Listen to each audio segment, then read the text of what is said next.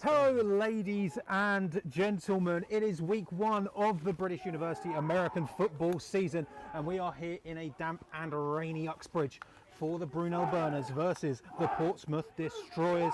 Chris Tebber, or Tebbs, joined by Seb Pettican. How are you doing, Seb? Oh, I'm doing great.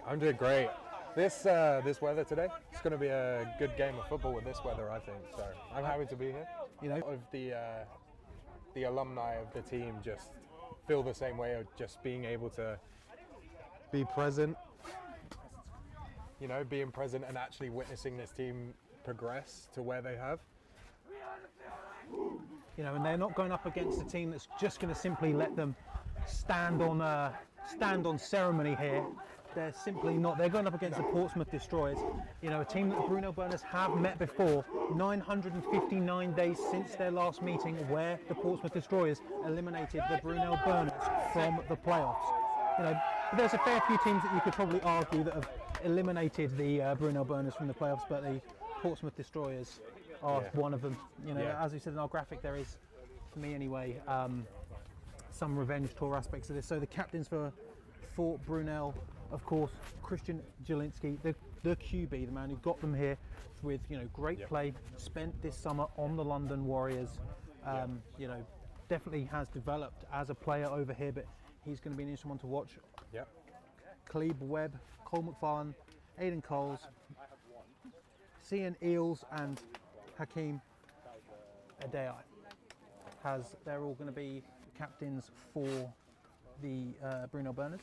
So number 3 is Christian, number 5 is Cleve, number 12 is Cole, number 55 is Aidan, number 7 is Hakeem, and number 59 is Cian. Whilst on Portsmouth, and Betche Urbana, number 10 is Sammy Yates McCabe, Philip Guitar and Jaden Ondua are all the captains for Portsmouth.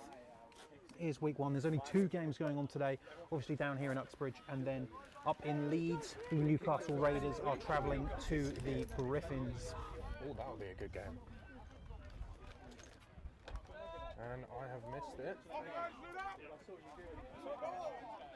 So, or you can just ask. That's what's nice. You know, and another key member of the Brunel Burners joining this year is going to be David Moore III, number 22, the Southern Colorado High School rushing leader and member of the London Warriors. He's going to be a key piece in this Brunel Burners run. I reckon we're going to see a lot of him early on, trying to set that tone. Especially now, I did speak to quarterback Christian Jelinski before the game. He said, well, if the weather stays dry like it is, the amount of touchdowns I could throw, unlimited. But you know, it has You've got to started. love that confidence, haven't you? You've got to love that confidence coming into the. It has started to trickle down. You know, it's not heavy rain, but you know, the conditions here at Site 5 are definitely, they've never been fantastic. They've never been ideal. I think that's really what we go for, to be honest. When you look at this field in general, I think that's what it's always created. So it'll be interesting to see. But it does look like the rain has kind of eased up a little bit. So I reckon we'll see quite a large amount of the ball rotation from the officials. Well, I mean, you see that last year some of the score lines for Brunel were somewhat questionable,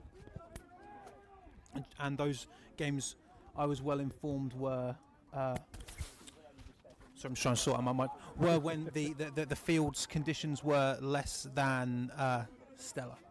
Yeah. I mean, it's always the downside of playing your games. It's always the downside of playing on grass in the winter, no matter how good the field is. Well, here's the thing. This is how football should be played. Yep, I agree. Maris, I'm being told the audio's cutting out every 3 to 4 seconds before you head up to town. Can you hear me? No. Okay. He's just climbing the tower. So yeah, I mean, we saw they had some very short scores. You know, Reading and even Brighton. That's our camera. I'm trying to get the cameras, ladies and gentlemen.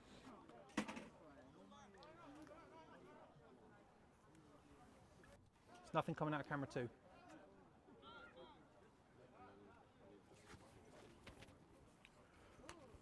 So this is going to be, you're going to witness history. This is the first kickoff in the 25-26 season, and it is going to be Portsmouth kicking the ball away again. 5-3 last year were the Destroyers. Beat NTU Renegades in the playoffs 40-0 before losing 20-13 to the Warwick Wolves. That is going to be a decent, a bit of a short kick here. Fielded. Is going to be a slight lane. Oh, that's not a bad return to start. That's Khalid Webb, number 5.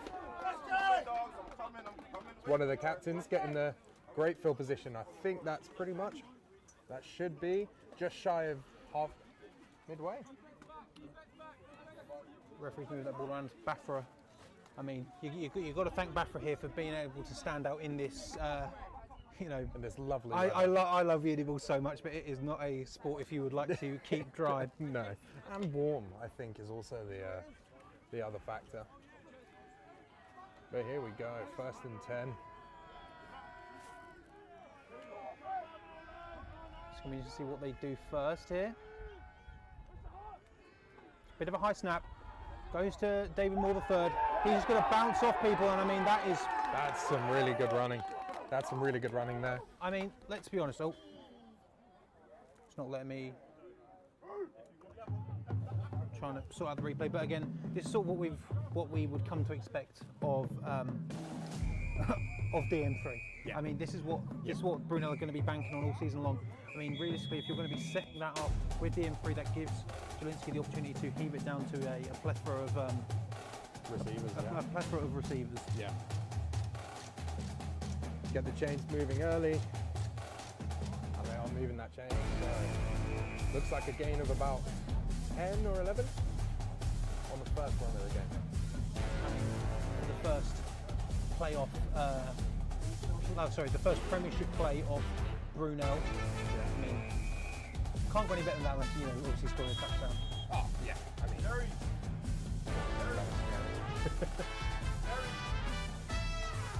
man in motion. And straight back to DM3, hot hand, and just like that, splitting through. Another. There we go. Labinjo Did he stay up there? Labinjo with the tackle, it looked like. I'm going to try and press the replay button to see if I can get a replay again.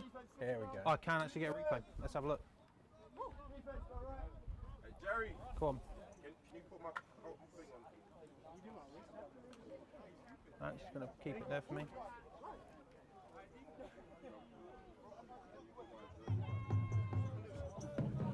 I will get the replay working, ladies and gentlemen, don't you worry. So Jelinski sorting out one of his teammates' helmets there. That is DM3's helmet. So 2nd and 2, out to the outside. There's enough space, gets around one, but ball does come out, but he is out of bounds. That is going to be enough for a first down for Brunel. Good block on the outside there. I'm only getting a small bit. Again, I will endeavour to get the replays to work at some point, just so we can talk about them. So it's going to be another fresh set of downs for. They are moving the ball with ease at the moment. Some very short tackling though from Portsmouth. Very good tackling as well. So they're not getting much after contact, which. There we go. So on the 20-yard line now are Brunel. Motion, goes back to DM3 on the right hand side, but he's going to cut back the other way. DM3 has got space, but it's going to be taken out of bounds. That is a beastly run right there. I mean, this first drive of the game has been all DM3 for the Brunel Burners. I have to say, my heart does sink whenever I see someone reverse field like that, but it's worked out there. When you heard the cheers from the sideline when, you know, the M3 decided to cut back and go to the left-hand side of the field. Yeah. And it is going to be, no, it's not because it's second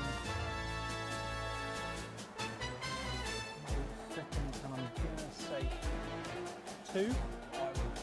Yeah, I would say 2nd and 2. What a surprise.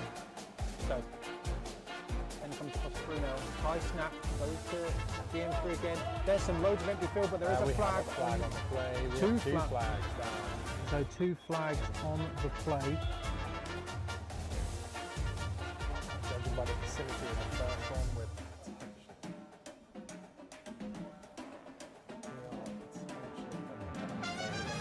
fourth, judging by when and where the flag was flying. What do you know about that? Oh. Judging from professional experience as an official, we shall have a discussion shortly after. Holding on the offense. That penalty is declined. Then another holding on the offense, and that one will be in the ball. So they're just preparing to march now. So it's going to end up being a 2nd and 7 there for Brunel. Good march back.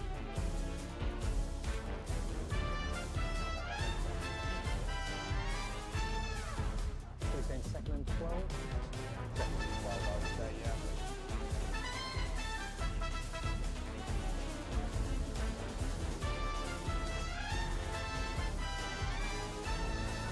So 2nd and 12 here. I mean, we've only seen like a pass out to a pass out to the flats for Jelinski. Yeah.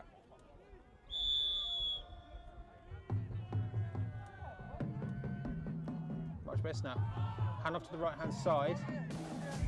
And a good tackle there That was a from great number tackle 0 of the Portsmouth Destroyers. That is Finn O'Shea with the tackle.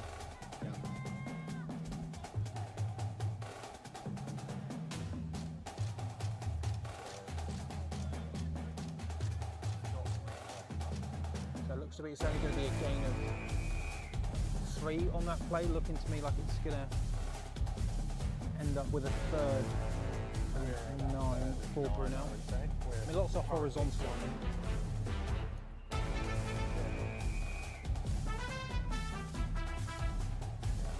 3rd and 9. 3rd and 9. We have trips to the left. Could this be? We know Jelinski's got an arm. Can we see it? One on there. Yeah, he's going to drop back. Fire it to the left-hand side. He's got a man wide open. And it's going to be out of bounds. Not quite a touchdown for Brunel. And he has got the first down. He has got the first down.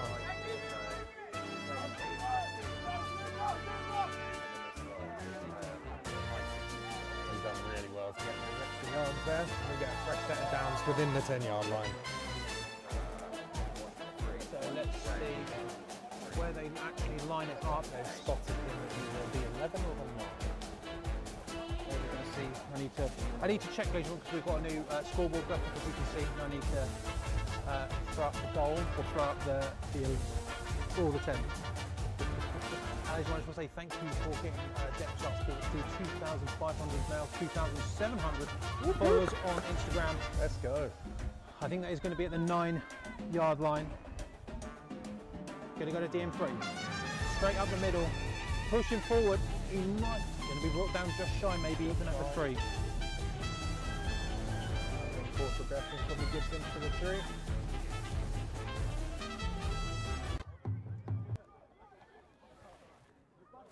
Some music playing. It was, yeah. There you go, no more music. No more music. I only heard it when I took my headset off. But that track does go hard. It does go hard. I was kind of sad because I missed it. But So here we go. Second down. We're running the ball D Webb again, and that is it. He is in for a touchdown.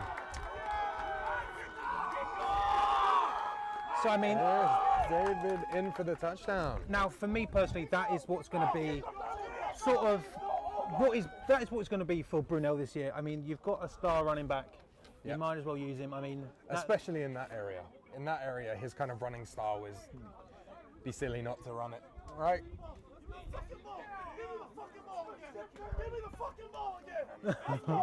we can wait and we can just hear Christian Jelinski.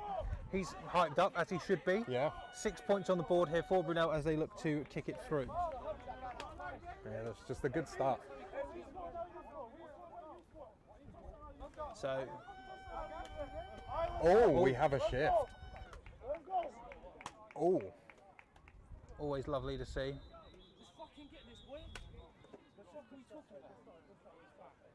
And the referee's going to... delay of game. Delay of game there. So that'll be a 5-yard penalty. Retry of the down. making it a bit harder on themselves. Yep. But we were seeing some trickery from the PAT attempt. So we'll see if they go for the kick this time, because they've been marched back a little bit. Looked like they were trying to go for it.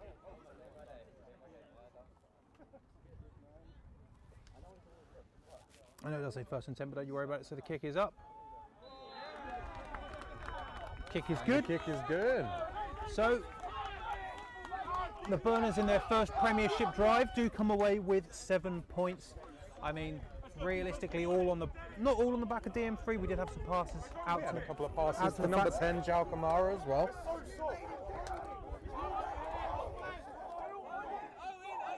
And Davide Pinto as well had a run in there. Davide Pinto last year, coming in as a rookie last year, he was phenomenal. Yeah, especially in the game against Bournemouth. Bournemouth, which. How are you enjoying the game against Bournemouth? I think I enjoyed the commentary more. Your excitement was Palpable. yeah. It just made it. It was enjoying to watch. I think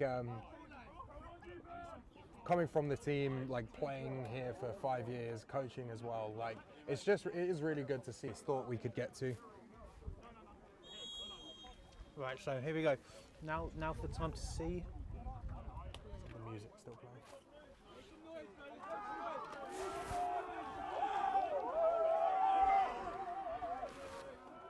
Hello. For God's sake, I just turned it off. I can't hear it through the headphones. It was still playing. Right, we're just going to see. We're going to take a quick...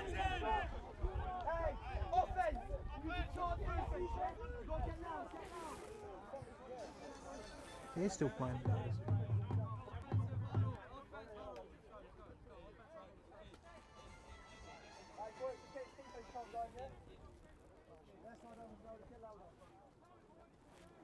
I have done. I can still wait. Yeah, still. Oh, was that coming through there? Yeah. Hang on a second, Maris. I want to get into it. I want to see what Portsmouth do. No, it's playing now. It's not playing now. It's stopped. As much as we love that piece of music, we didn't mean to enthrall you with it for that long. So here we go. Portsmouth's first offensive play of the game. Ugh. So it's going to be an immediate flag.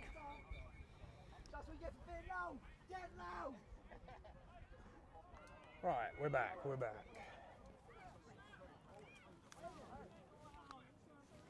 So that's going to be on Portsmouth.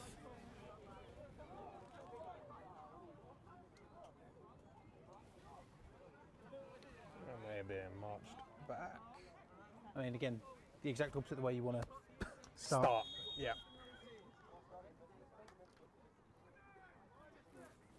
There you go. Sorry about the music, ladies and gentlemen, finally. Yep. Yeah, that's it. We wanted the college football soundtrack. We just didn't want it playing throughout the actual commentary of the game. So pass out. High ball number 5. I mean, that was great to sort of avoid all the yellow jerseys in the area at first, but there's not going to be too much in the way of yardage there for Well, to bring that Portsmouth. down. Jamie Neller on the catch for the Destroyers. And, Portsmouth are one of my favourite teams over the last few years.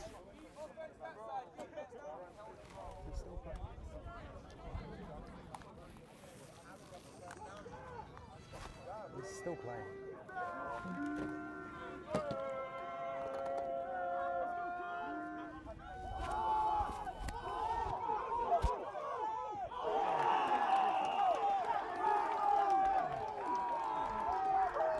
No, I have seen it. I have seen it. We're just having some technical difficulties with the music at the moment.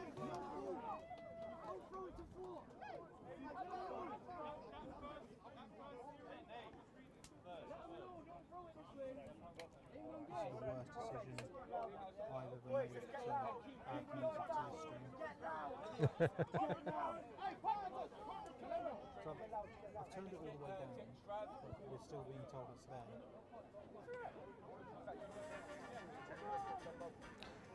Oh, that's true.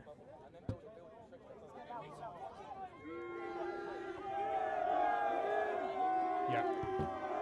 It's not.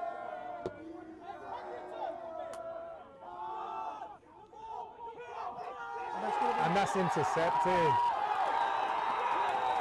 Well, there we go.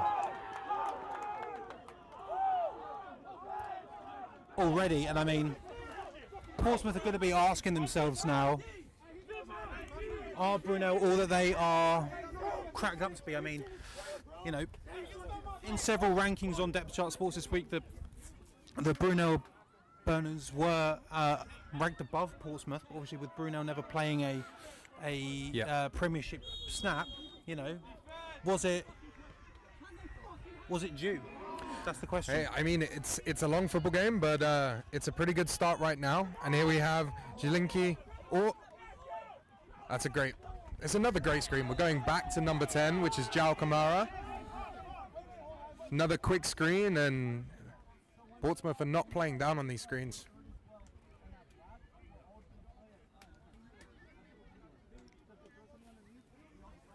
So once again in scoring position are Brunel.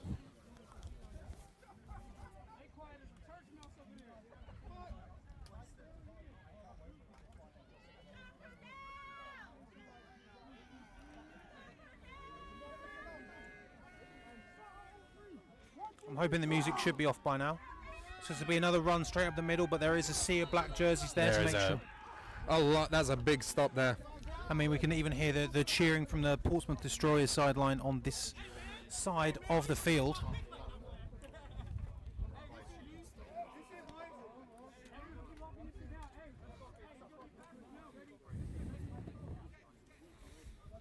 Now 2nd and goal for the Burners.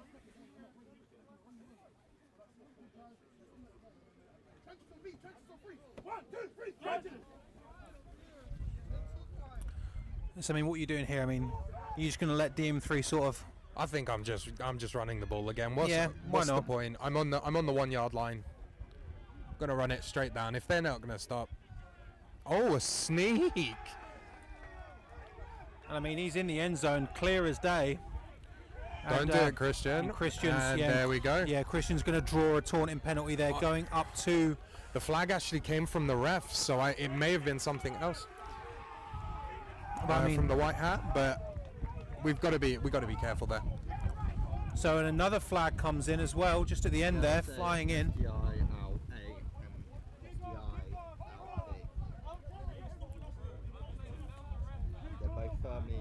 So I'm going to wait for a referee signal before I put any points on the board for Brunel.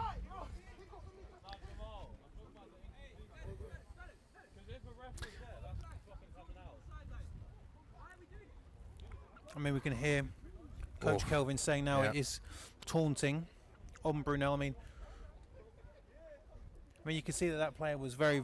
I mean, it was very late. I mean, it definitely was. Like Janinski was clearly... The whistle was blown as well. So, but I mean, like, you know, it's always... What do they say? It's always the retaliator. So it's always the second action that gets caught. So here we go. The white hat is coming out. And we shall see.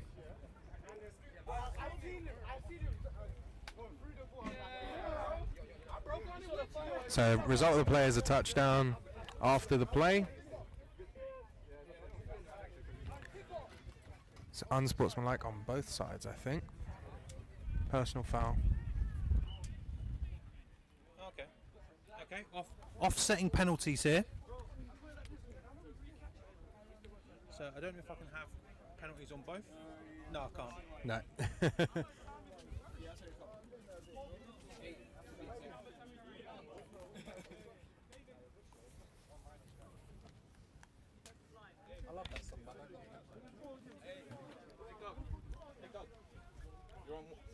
No.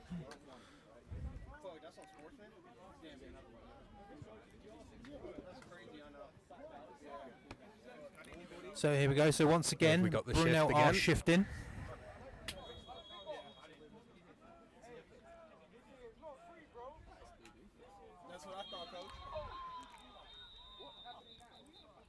So another flag comes in. I genuinely have no idea what that's. Illegal snap. Illegal snap. 5-yard penalty again.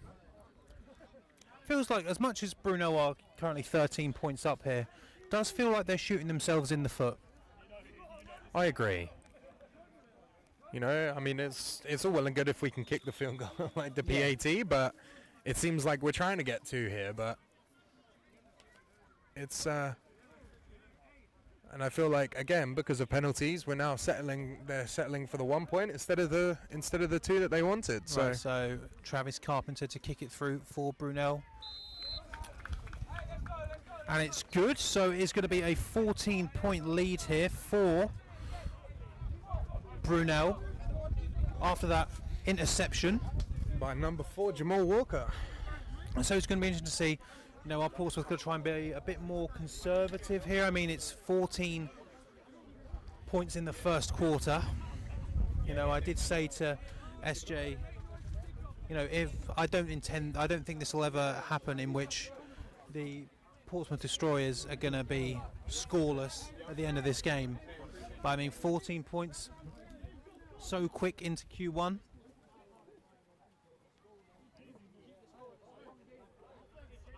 There we go.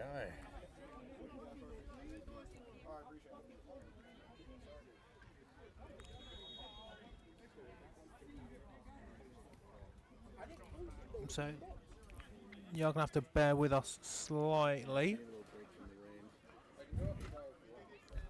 Just as we get our camera man back into position. He's got a bit of a climb. Me and Seb just looked at that tower and we said, no. Nope. I couldn't tell if it was the wind that was shaking when I was on it or if it was me shaking. And that looks like a kick out of the bounds. Oh, they've called it a touchback. It's rolled through the back of the end zone. Another great kickoff there. So, I mean, for Portsmouth, you have to just have a short memory here. An interception then leading to 7 points on the board. They've just got to get some positive plays here. I think they've got to stop getting behind the chains and just build off of a couple of really good plays and then just build that confidence back up. And I mean, like, with the amount of flags that we've seen from the Brunel side already today, you know, it could very well lend the question. Maybe try to draw them offside. Maybe there's some. maybe Brunel are just a bit too energetic, for lack of a better term here.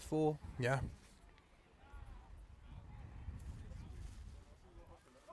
So it's going to be a run play. Trying to break to the left-hand side, but I mean, just a sea of yellow jerseys there for, I mean, I'd say, is that going to be a loss of yards? I think it might be. I think maybe a loss of... Tyrese in 0. Another new jersey number for him this season with the tackle. Tackle for loss. What jersey number did you wear when you were at Brunel? Number 4. Number 4? Yeah. My first year I was number 40. And then number 4 after that. So 2nd and 12 here for Portsmouth. Another Love to pass. throw it. It's a wet ball. And that was almost intercepted. Almost intercepted again.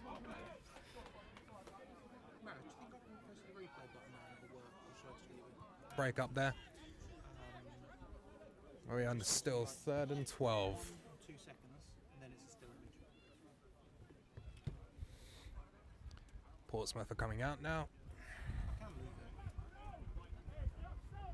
Okie dokie. So 3rd and 12 now for the Destroyers. Throwing it again. Bit of a high ball out to their number 5. I mean, breaking tackles, but breaking some. I mean, suplexed to the floor there. Yeah. Right, number 12. That is Cole. I mean, one of the captains for today, Cole McFarland. McFarland, there you go. Bringing him down to the ground.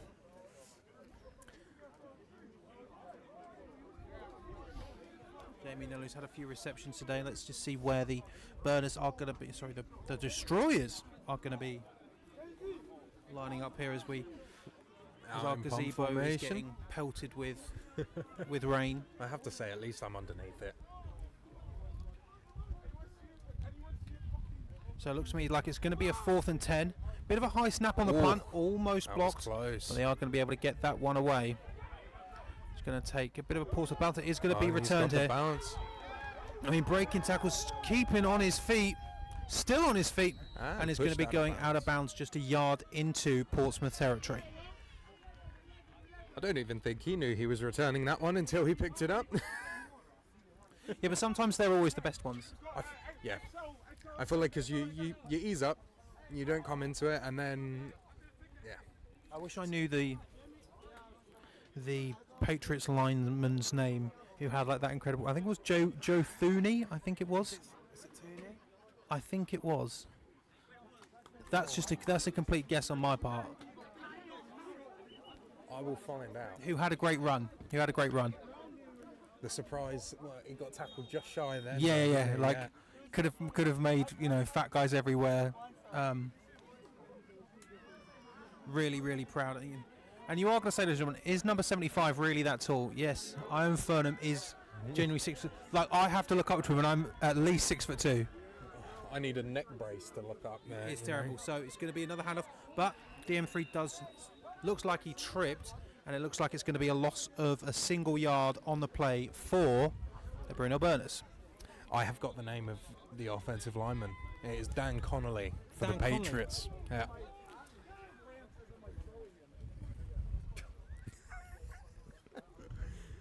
So 2nd and 11 for Brunel.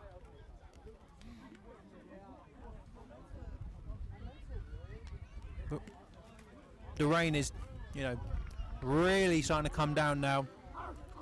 When we came into this game, we thought it was going to be light rain, but that particular narrative has gone out the window.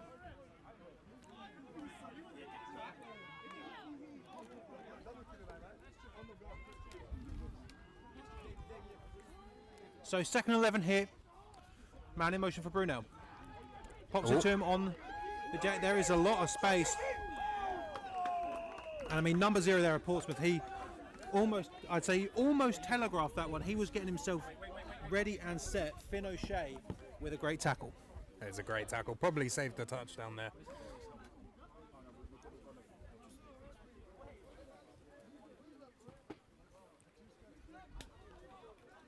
And a fresh set of downs. I mean, Brunel have got themselves quite a... I mean, it depends. How do you see this? So they've got 3 of their 4 home games in the first 4 weeks of the season.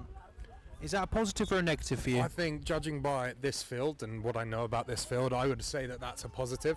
So we have an incomplete pass there, but I would say having multiple games on this field before Christmas and giving it a bit of a rest, I think is the best idea. Is it ideal from a development perspective? I think we're seeing some evidence, but I mean, you've got to also expect their first away game, I believe, is against the SGS Pride. yeah. Have a look at SJ. SJ, first away game is SGS Pride, isn't it? Yes. It is going to be. It is the SGS Pride, and I mean that's a tall task. I mean, that's the game that everyone is going to be paying attention at, to. Yeah. But realistically, Brunel have to get through Exeter, Portsmouth, and Cardiff as well. And DM3 again finds a great hole there, but Finn O'Shea with another good tackle.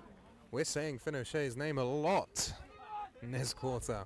He's making a lot of great tackles. He's managing to get nice and low, and I think that may be the That end may be of the first quarter. And I mean, realistically, you have to say that was all Brunel. No.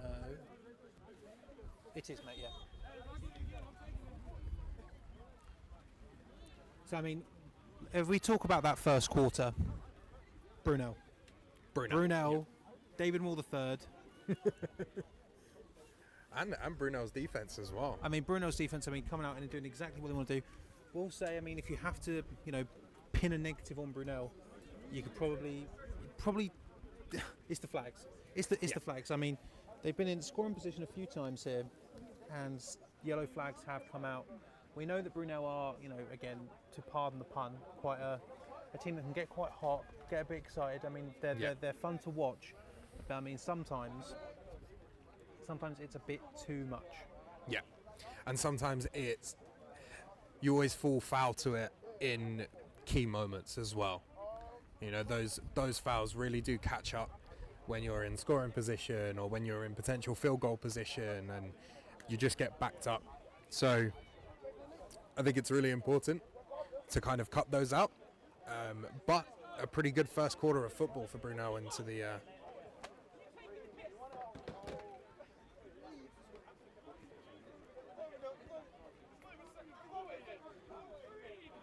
I just worked out some tech stuff. I don't know why me and Seb stopped talking. Yeah. But yeah, I mean, it's I think it's a tough one. I think penalties always happen, but I think the ones that have happened today definitely could have been cut out. So, and here we go. David Moore again. Oh, I see a flag. So it's going to be a flag on the plate for Brunel. Once again, our tech guy just almost went up the wrong side of the tower.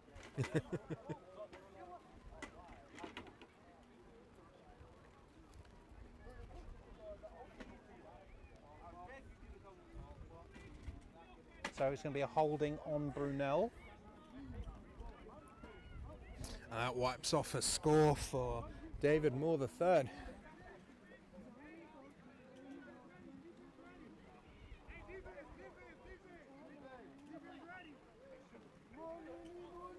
They're now backed up again behind the chains. So that will be a 10-yard penalty. So I'm going to say that's going to be a 3rd and 13 for Brunel, but I'm going to wait till I see the placement of this stick. Nope, 3rd and 12. Yep, 3rd and 12.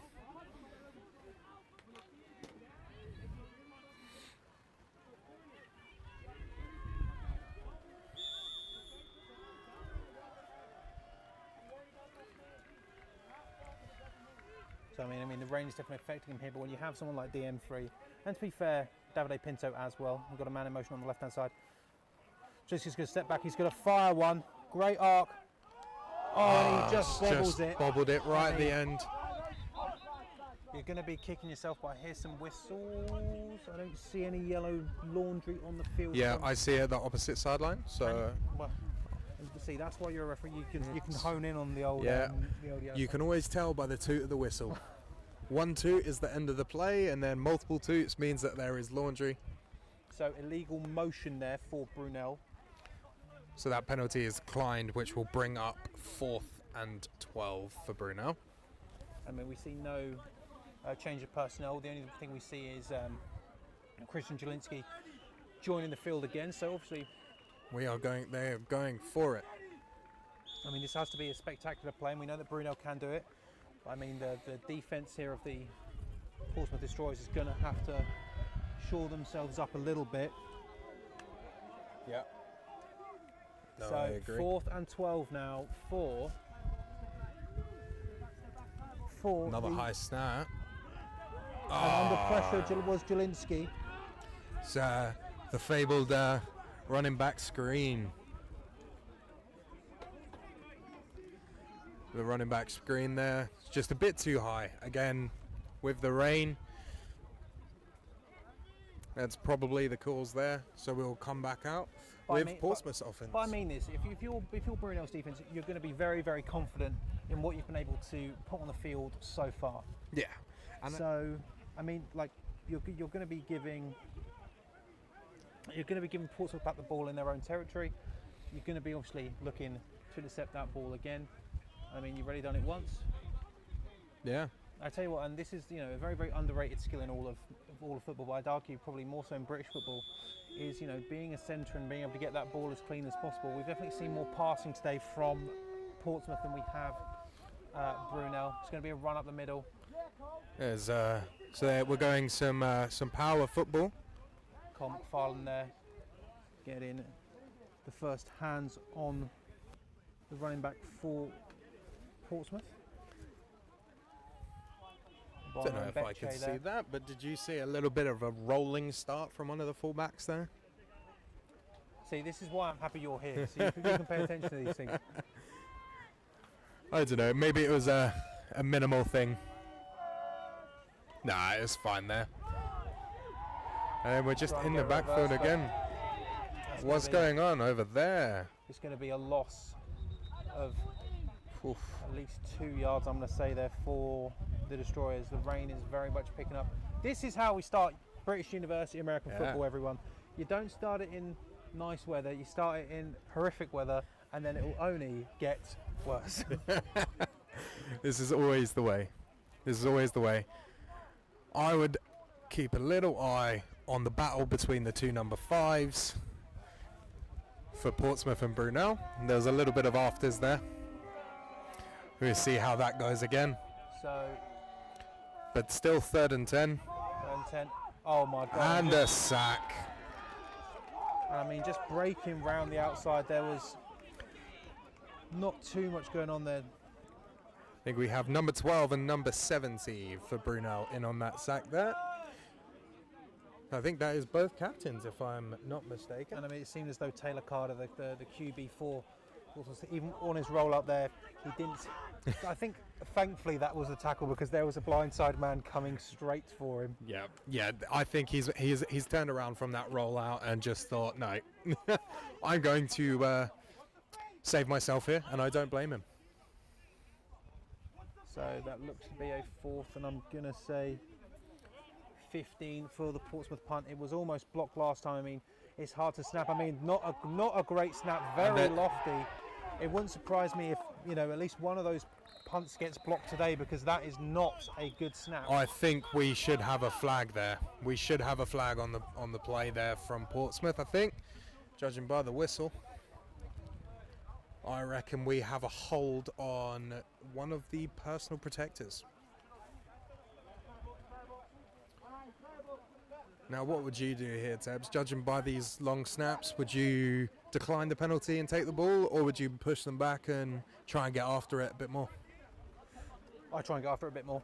I mean, like, I'd accept the penalty and go after it. Yeah. It's one of these things where that ball, those snaps have not been. We've seen, obviously we've seen more Portsmouth punts, we've seen Brunel punts, but I mean, if you look at the trajectory of that last snap, that is not how a long snap should look at all. If I was a punter there, I'm I'm having some words afterwards. I mean, like there's like it's one thing with tape and lots of gladiator themed one, lots of some keynotes he learned from the London Warriors as well. I mean, it's showing a really good experience for him coming into this game.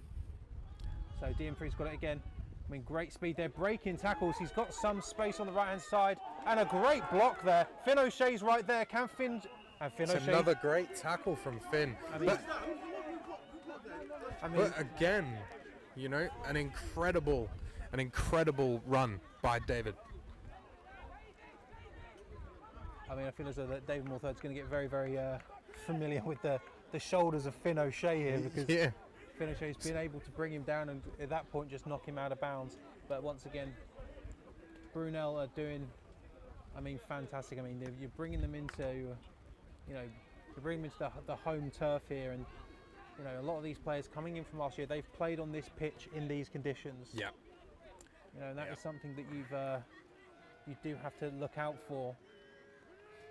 I think it always used to be an advantage against teams that specifically played on.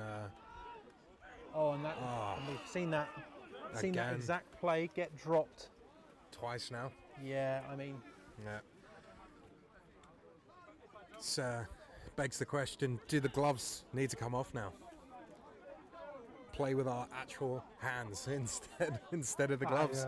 Hate it. Yeah. Hate it. Yeah. Playing centre and having your one hand exposed like a ice cold. Yeah. Ice cold. The worst one I ever had was Gloucestershire versus Aberystwyth.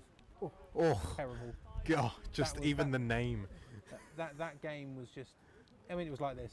It was Yeah. like this. You know, get ready for more Uniball. I mean, we will be back with you in week 3 for Brunel versus Cardiff, and we'll be back with you for week 4 for Brunel versus Exeter as well.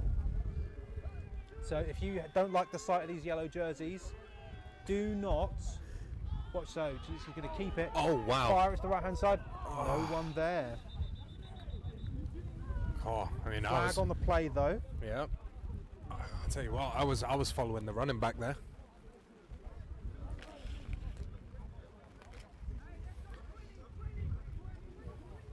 That was a very good play fake there, I think. That was a very good play fake. See, this is. I mean, I don't think our camera faked off. We'll watch it.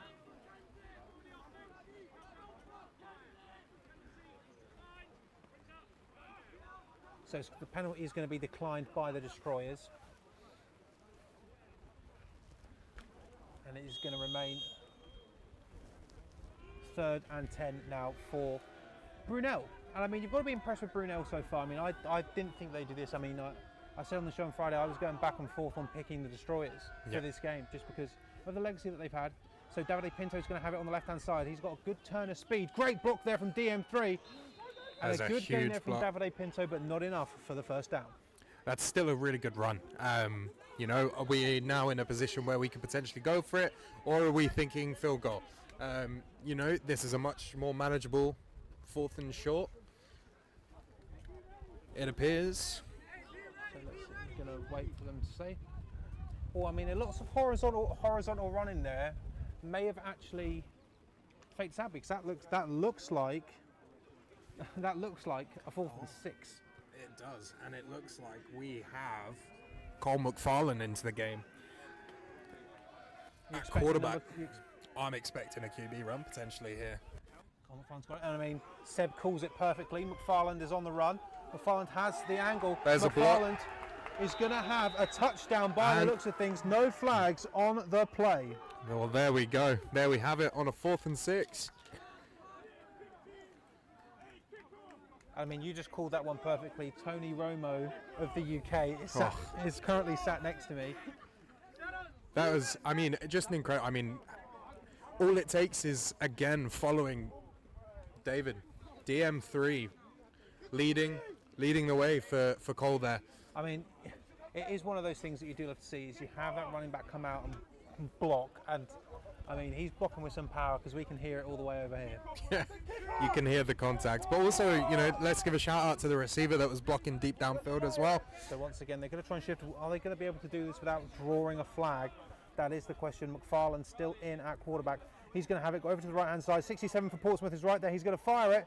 Oh, Almost being able to bring that one in, but a flag again.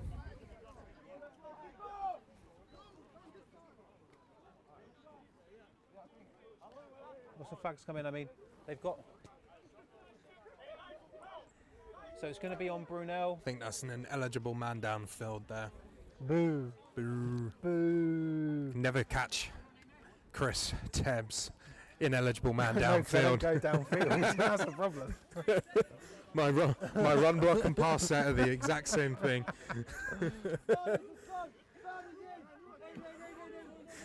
Can we get a flag on the play? Where's my bag? Just taunting the stats boy at Brunel. Stats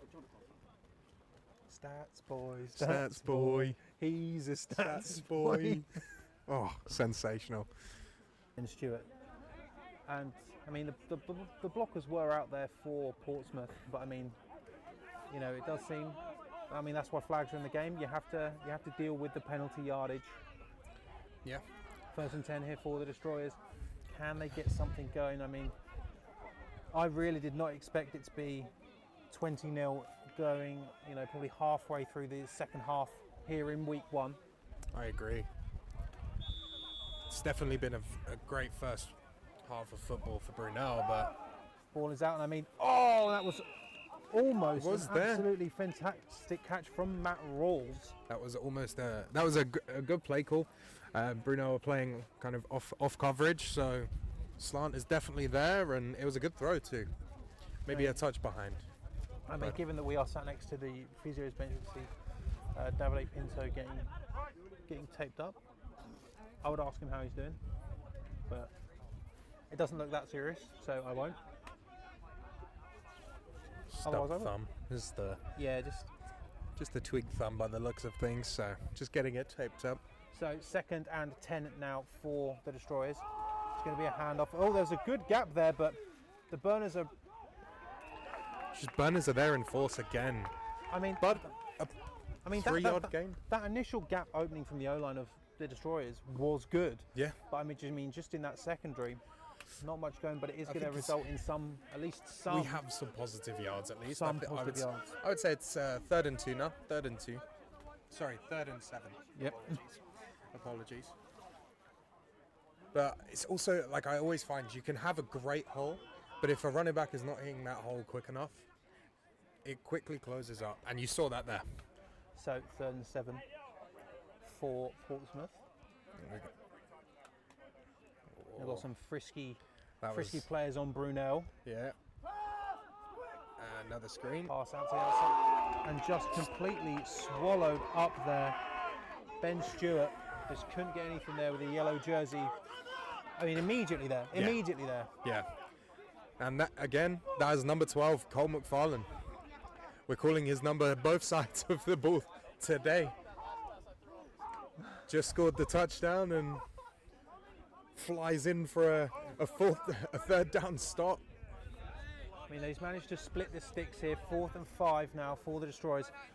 Obviously, we are going to say it, got to watch out for the long snap. Yeah. Because if they continue to have an arc like they had last time, these Brunel players are going to pick up on that, and they're going to be extra fast to try and get to that ball for a block. Rules in motion. Oh, goodness. Not great. And I mean, And that's blocked. do you know the worst part about that play? Given how they managed to get to that ball so quickly because of the long snap, I'd argue that getting it to 2 yards into their own territory, probably. I mean, it was better than being sacked with the ball, which was looking very, very likely. This is what, there's one of the rules like I always used to get, thanks to my coaches, because I took off on a couple of those and it did not work out very well. If you catch the ball, no matter what is happening in front of you, you kick the damn ball. Because if you kick the ball and you get hit, we get a flag, we get a 1st down.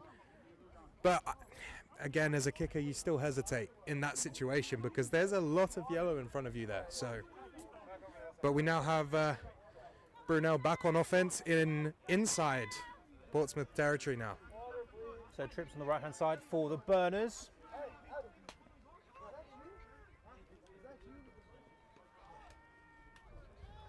Bit of a lofty snap.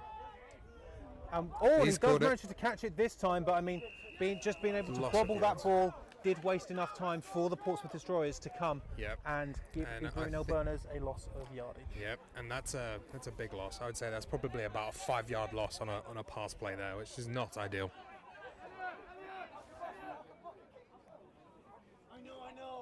I mean, it's been a pretty simple game of football here for Brunel. I mean, if it works, it works. Yeah, it's that. I mean, probably apart from their 2-point conversion attempts. Yeah, I would hazard a thing. You know, the mantra is if they've kicked the PAT and then the 3rd time we got a flag and So it didn't work. DM, is that? It's DM3 again, I think. Yeah, it is DM3 again. Punching up there, looks like he's going to get that to be a 3rd and 9 for Brunel.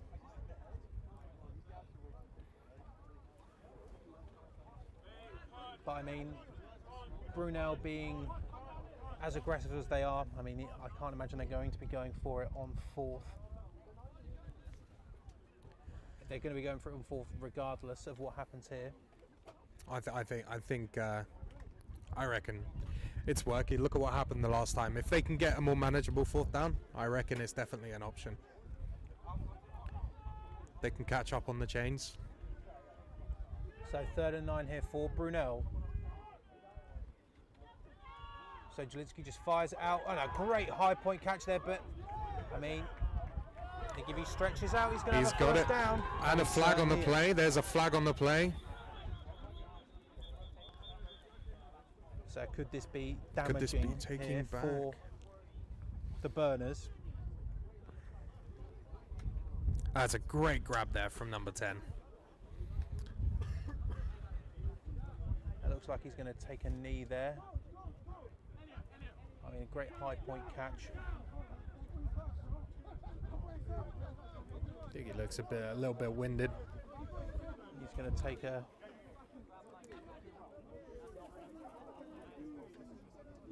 Going to take a seat. Elliot Daniels, number 8, is going to be his replacement.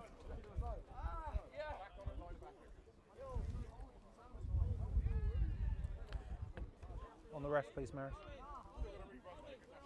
So it's going to be on Brunel. Still be third down.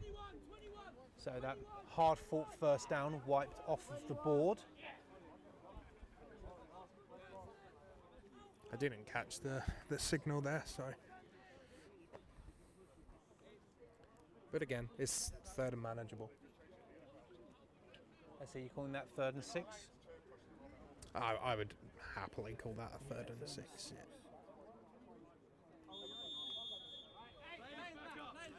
Third and 5, 3rd and 6, yeah. So let's see. I mean, again, it wouldn't surprise me if they know that they can get the classic 3, 4, 5 yards with DM3 number 22 for the Burners. Yep. You know. Oh, it's going to be fake to him. Jelinski still got it, fires it out, and there is Daniels. And a great catch dragged And out there he is. of bounds. Finn O'Shea as the backpack for him. And that is going to be enough for a Brunel. Third down. First down. First- Yeah. Third God. down. I need to. What are you celebrating third downs for? Woo! We love third downs. Third downs is where the best football happens.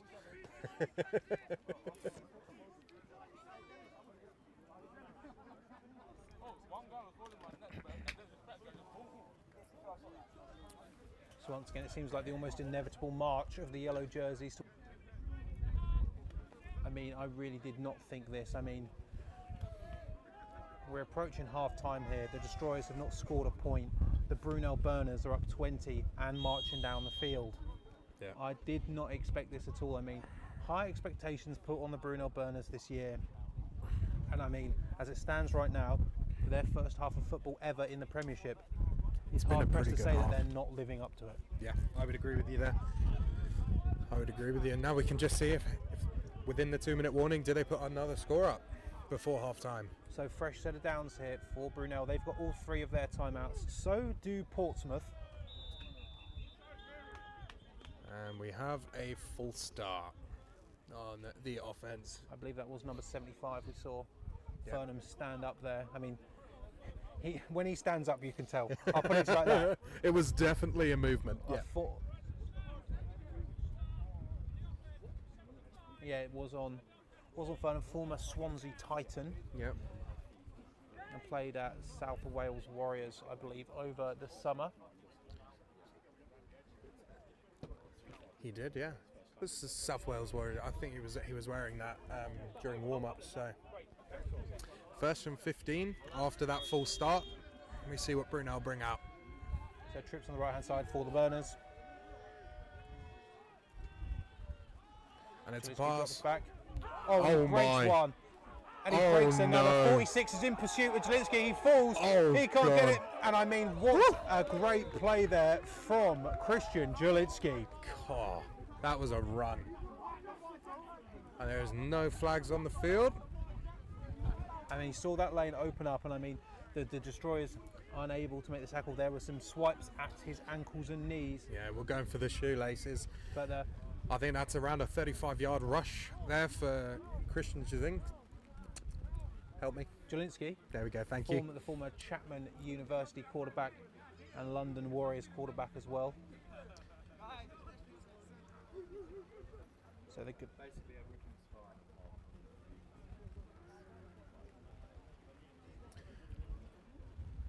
And that's now not they're a coming problem, out. though. That's an anti-problem.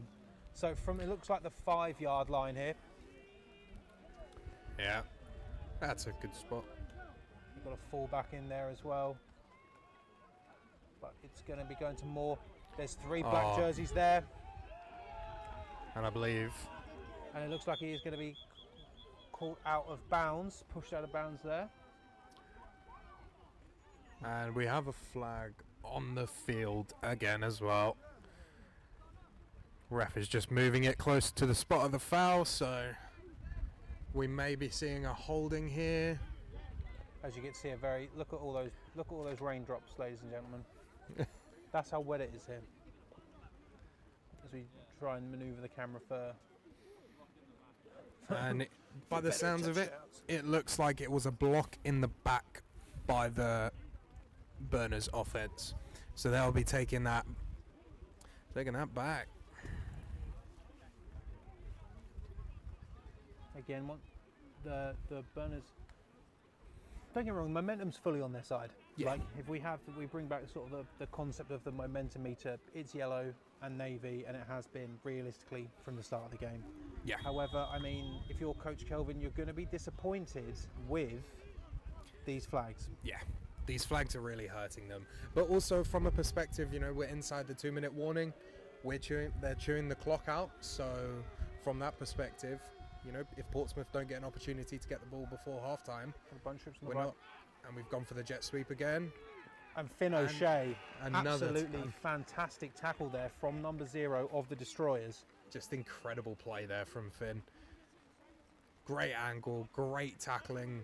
Like we've seen from him this whole first half. I think that's probably 6 or 7 tackles now. I mean, he's definitely been the standout player here for the Destroyers.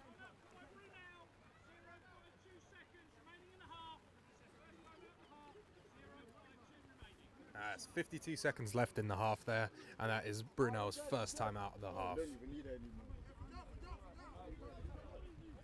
And we can see like some of the players, they sort of depart from their helmets. We just see just how poor the conditions are here in Uxbridge today. Yeah, just be grateful they haven't got visors on. It is not nice today. It is definitely. The rain has definitely and that's why I'm so got happy heavier. that I'm so thankful for the people up in the tower with the camera. Yep. Because it's not me. So 15 yards till pay dirt for the Burners. Pump fakes it, fires one. There is some space. Oh, and just a bit drops short. It's just a bit short. I don't think. I think number 2 is Shaq Braithwaite, and it's weird seeing him on the offensive side of the ball. Just couldn't quite get underneath the ball there, the back end of the end zone. So that would stop the clock. So we're probably sitting at about 47 to 45 seconds left in the second half. Second quarter, sorry. Third down, Brunel obviously aggressive. I fully expect them to go for it on 4th regardless. Yeah.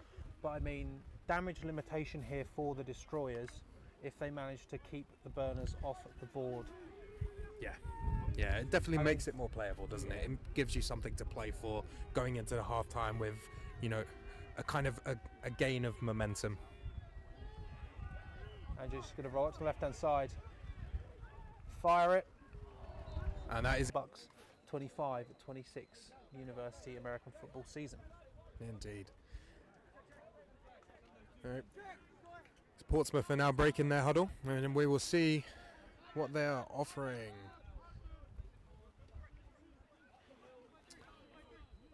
I think we have trips to the left of the screen.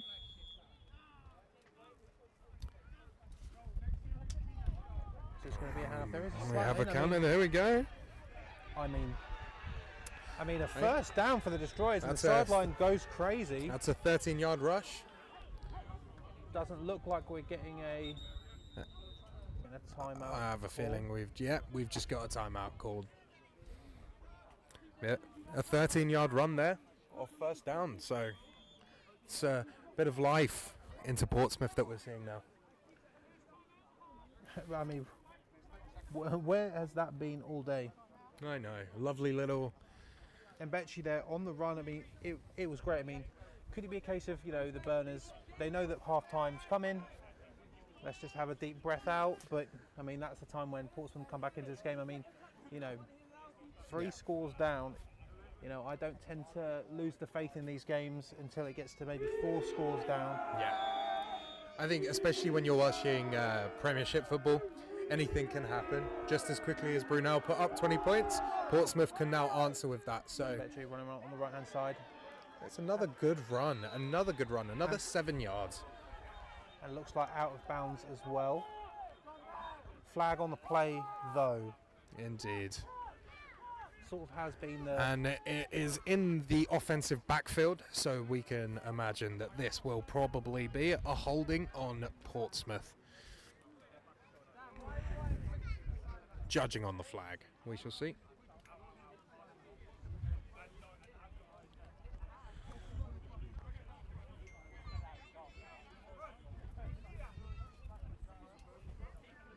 So referee's having a conversation about just what this flag is in the dying moments of... Yep.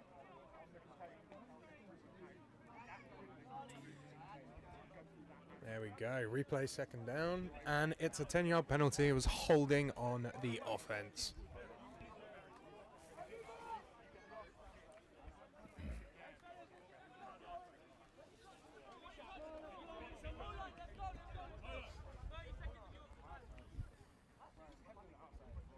So 2nd and 20 here for the Destroyers.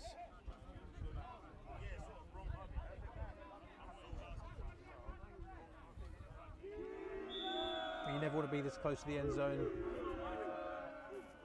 your own end zone.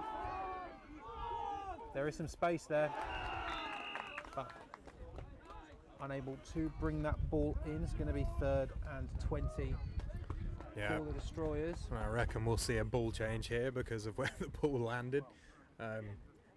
Catch it in a towel, dry it off for the next play, but I mean, we could very much be witnessing the Brunel Burners getting the ball back with some time to spare. I think so. The incomplete pass obviously stops the clock, so I would hazard a guess that regardless, they're going to run this ball out, and it'll be up to Coach Kelvin to call a timeout if he wants. So can Taylor Carter? No, Carter's going to throw it. And it's incomplete. Do not need to waste the timeout.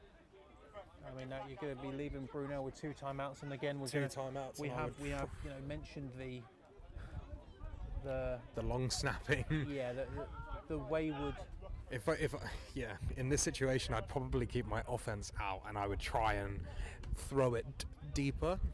So I'd go for a deep pass if it gets intercepted. It's essentially a punt. Yes, I mean, but I've had difficulty punting, so I would probably keep the offense out, and it appears they are.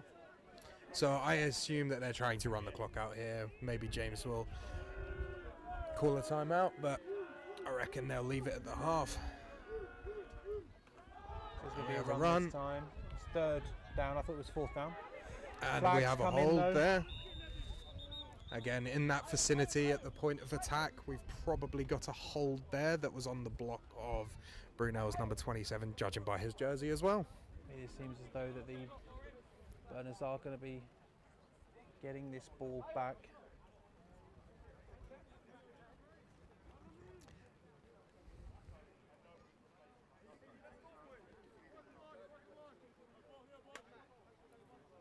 Have holding penalty declined during the result of the play. Clock ran out, so that's half time, I would have thought, judging by it, but we'll see. You might have another play. Okay. You might have another play. Penalty is declined.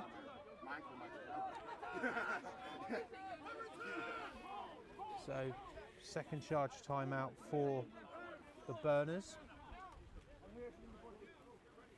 And it appears like they are going to punt this. So we shall see what we're experiencing again. Is the snap going to be better, or is this going to get blocked? I mean, they have to sort of look at this on the sideline, just practicing those long snaps whilst while special teams aren't on the field. And we have another penalty, a full start on number 17 for Portsmouth.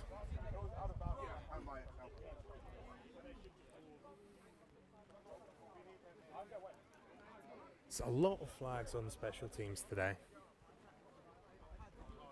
I mean, it's one of those things where you think that there's enough time to cover special teams, especially in the Premiership. I mean, at Div 2 level, special teams, it's not, put by the wayside, but it's definitely offense, defense, and then we'll get to special teams. Yeah. Whereas, in the Premiership, you'd sort of be hoping for a bit more. I also think you have the first game kind of jitters. You will have some like rookies. You will have some people that haven't played the sport, but showed great promise, great athleticism. So you're going to get them on the field. And sadly, sometimes you can't teach. That's a better snap. You gets to him. And we take a knee. And I believe that will be the half. There you go. Half time. I tell you what, I mean, as for Portsmouth there, yeah, why not? It is getting very, very windy and very, very rainy. Why risk it?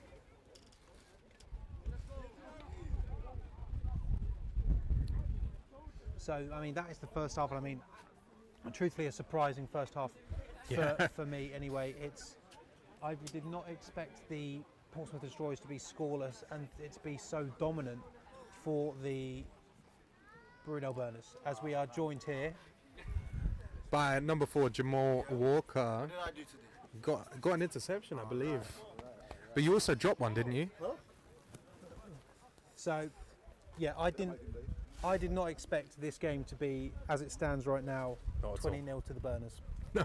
No, I don't think anyone really could have predicted kind of the one-side showing that we've seen today. But I think for Brunel, it's a great testament to what they've put together, and also to show that what happened last season means that they're here to stay. So I think the league will be kind of on notice a little bit. I mean, reigning Division 1 champions, but I mean, you can see the immediate impact that David Moore III has had on the Brunel Burners. I mean, don't get me wrong, Dwinsky has still got that talent. You see that 35-yard run that he did, that, unfortunately, I believe didn't result in any points with a blocked field goal. But still a great effort from him. We know that he's still got the arm as well. And I think when you look across that offense as well, there's we saw a QB option with number 12 Cole McFarlane as well. We've got there's multiple different ways of attacking Portsmouth's defense right now, and I think that's also what's contributing to the score that Brunel have got right now. So before we sort of dive into a halftime analysis and have a little break to sort out any technical issues. Anyway, thank you for bearing with us with technical issues. This is our first Uniball stream, not our first live stream, but we have had some technical issues today, but we are so happy to bring you this game. We will be back with you for week 3 and week 4. So first of all, we want to thank Bafra, obviously coming down here. They're as wet as the rest of the players out here. They've got their final training course of 2025 starting on November 11th, and there are only limited spaces available. And this course will allow for people to be on the field in the new year. So Bafra.info is where you want to go. I mean, you can definitely testament to Bafra. Yeah, I mean, for me, kind of being a player and then being a coach, around 14 seasons in the sport, and then being able to become an official, it's been a really awesome journey for me. And I think it's something that we should be pushing more of, because players, coaches have such good lived experience within the sport. So bringing that into the officials of our game, it's only going to continue to help this game that we all love grow. And then we're also going to be sponsored by Togs by Emma. They do the merch for the London Blitz, the Kent Exiles and the Brunel Burners. Go to Togs by Emma for high performance coach wear, team wear. Then get your custom team wear done, and also Josh Ricketts coaching. Thank you to Josh Ricketts. They go to injury rehab for performance coaching for football players and athletes of all levels, whether you're coming back from an injury or want to stay healthy all season. Josh combines elite level sports therapy and strength and conditioning to keep you performing at your best. Go to joshrickettscoaching.co.uk or on Instagram, Josh Ricketts 5.coaching. But I mean, hopefully we'll see some Depth Chart Sports merch on Togs coming soon, hopefully. I mean, we've got some lovely t-shirts made by Togs, and it's been fantastic. I mean, really, if you see any of the Brunel merch that they're rocking, predominantly is Togs by is where you want to go. So, I mean, if we want to talk about it, I'm surprised. I mean, Portsmouth haven't really showed much of anything apart from in those last few plays of the game. And Betche had some good runs there, but I mean, for me, the standout on Portsmouth, easy, Finn O'Shea. Finn O'Shea, the name that we've been talking about the whole first half. Every kind of big play we've seen from Brunel, those long runs, those misdirection plays, the difference between them being a touchdown and being a 10-yard gain is Finn O'Shea right now, and that is just I'm probably thinking around 7 or 8 tackles in the first half, which is an incredible feat from a safety position. So yeah, I take my hat off, not physically because you don't need to see what's underneath this, Yep. but metaphorically, I take my hat off to Finn. An incredible first half of defense. But I mean, it has just looked complete from Brunel. Yeah, I would say it's been a complete first half. Offense is moving the ball really well and easily, and then we're looking at defense is also we've had turnovers, we've had pass breakups, we've had tackles for loss, we've had a sack. However, the one thing that I would say that Brunel needs to improve on is just the flags at the moment. The flags are coming in fast and they're coming in heavy. That discipline has got to be improved, and if I'm Coach Kelvin right now in that halftime huddle is what I'm saying. I mean, it really is, again, the only thing that you can sort of take away here from Brunel. I mean, for Portsmouth, realistically, it's just get the offense cooking, and I mean, you have to sort out that special teams. Oh, I'm so glad that got caught on camera. Ooh, that was cold. That was a fresh hour. In case you saw that, everybody. So this is what we're dealing with right now, ladies and gentlemen. So we're going to go away for a little bit. We'll join you in 10:15 for the second half. As it stands right now in this game, it is the Brunel Burners 20 and the Portsmouth Destroyers 0.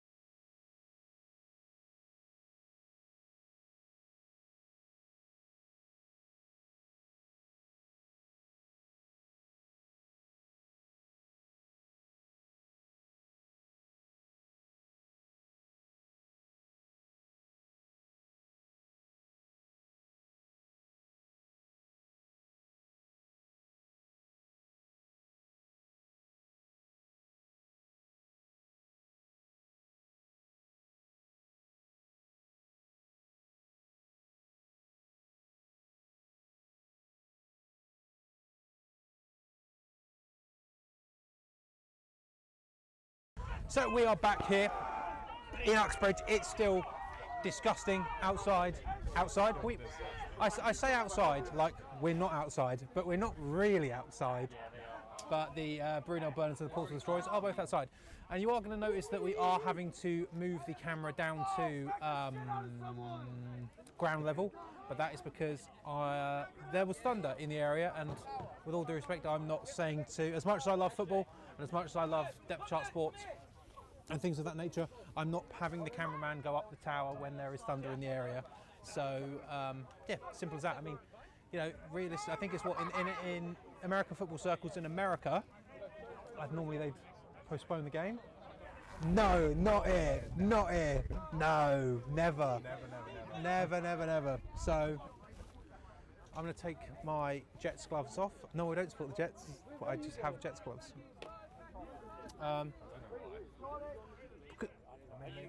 Because, well, the thing is, it's because they were free. It was like Fan Appreciation Day. No, it wasn't. It was -9 at MetLife. It was terrible. It was a. Well, I mean, you got And then then I've got to. Yeah, then I've got to have like the worst. And to be fair, both of the worst football games I've ever seen have included the Jets. So, back on you, Maris. So this is going to be the level we're going to go with. The camera will be tracking as we go forth, but just because I'm not sending my cameraman up a tower with thunder in the area. I'm not. So Brunel to kick away. Good kick. We get to look at SJ there. 24's going to pick it up, but I mean just. That's number 2, Shaq Braithwaite on the tackle there. I mean, the Destroyers are going to be in their own huff. Can we see something going? We saw some offensive flurry from the Portsmouth Destroyers at the end of the half, but not too much. Is only 20-0. I know that you know it's not undoable here. It's not an impossible task here for the Destroyers, but realistically, they're going to have to get something going on offense. I'd say more than defense. The defense, they have had some decent plays. Yeah, I think they've been tackling really well. I think what they need to do is they need to get some consistency with their offense, minimise those penalties and turnovers, and just get some steady yards. Once they can get some points on the board, I reckon that's going to make a big difference for them.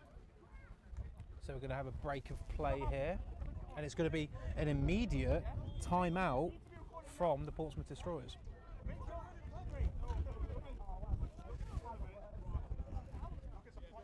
Going to have an immediate timeout, so only 2 remaining.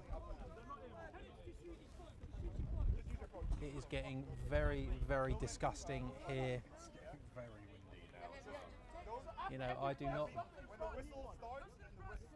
I do not feel bad at all about bringing the cameras onto the ground. You can contact the DepthChartSports HR department in Ethan Gretzinger if you do have an issue, but I don't feel bad about it at all. In fact, I imagine the cameraman would call Ethan Gretzinger for a HR violation, but we're going to be getting into the second half of this game. So it's going to be a run this time. They've had more success in the run. McFarland was the first one there. Again. Again. So there is going to be a gain on the play, only of 2. Again, though, that was a really big hole that was opened up by Portsmouth. I mean, you have got to be impressed. You know, only 1 sack given up, and this Brunel team is very, very. They are very quick, and they can penetrate the line, but only 1 sack on the day for the Brunel Burners defence. But is that also down to the fact that Portsmouth have thrown the ball maybe 4 times? Yes, Yeah. and I mean, like that sack was. I mean, That was that seconds. was a sack. So here we go. And we have a pass. So QB's taking it himself, and Carter is going to have a good slide. Not going to be enough for a Portsmouth first down by the looks of things, but it is going to end up in a third. I would say 33. Third and 3. Judging by where the sticks are, yeah, 33. But again, you know, at those points, you take that if the pass isn't there, but you can get out. You go. you take the positive yards, and now it's a manageable third down. It's a much better position for Portsmouth to be in. So 3rd and 3 for Portsmouth. I mean, I'd give this to number 10. It's going to go to him. But I mean, Brunel managed to sniff him out there, and that's going to, looks like a loss of yardage. Yeah. I would say a considerable loss of yardage there. I mean, like the momentum that Portsmouth had on those 2 positive plays, definitely wiped off the board. But now we get to see the ever-tailing arc of the long snap. Arc being the key word there. You see what I did there? Yeah.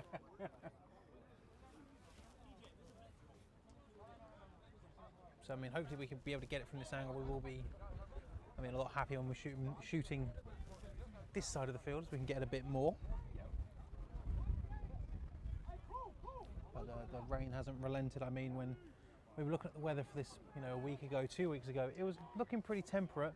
Nothing like we've actually got, because it is actually disgusting. And I just beg that when we come back here in weeks 3 and 4, that it does not look like this. More of an arc, bear this time. It's going to be going to keep it, and I mean close to a first down, but it does not. No, and again, number 12, Cole McFarland there to make sure that they do not get the first down. But we do have a flag on the close side of play. I am thinking that it's probably a legal formation. Yeah, it's going to be illegal motion on the destroyers. Of course declined, and the burners are going to take over.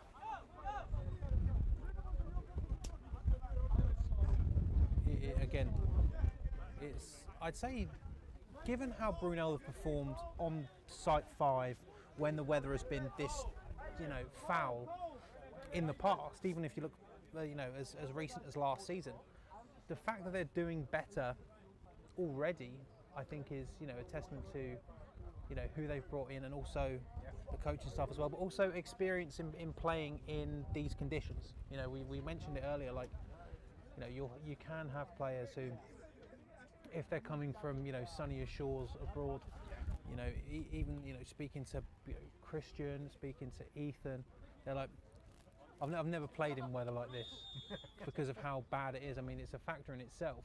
Oh, it is indeed. So DM3's got it again, breaking first contact, brought down. It looks as though there were some signals for a ball coming out, but not to be. A bit of extras after. The officials are there to make sure nothing happens. But kind of back to what you were saying before, playing on this field, it does have its advantages. You know, you kind of level the playing field against other opponents that aren't necessarily used to playing on grass alone. But also the thing to bear in mind is that both teams have got to play on that field.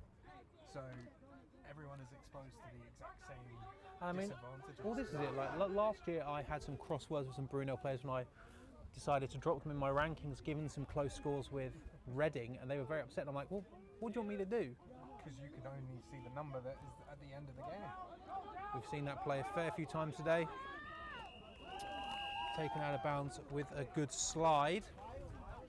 That is going to be enough for a Brunel first down. We've been going to the that quick bubble screen.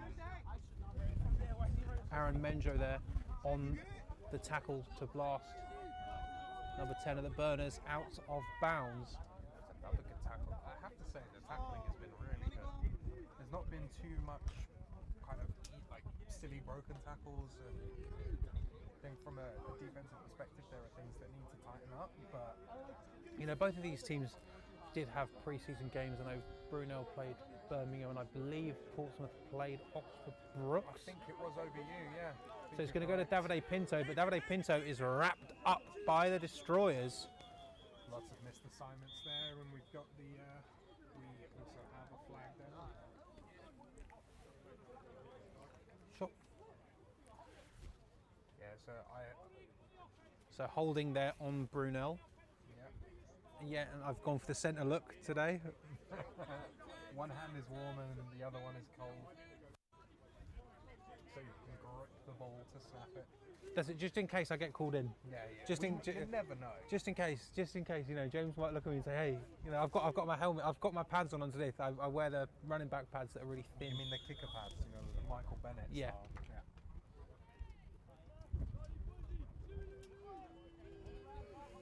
So we're just swapping sides for the camera. Lovely view, that. So Jelinski's going to fire it. Once again, we're going back to that play. Some great blocking. Some great blocking. Some great running there from João Camara with the JSN celebration. And that is going to be not quite enough for a Brunel first down.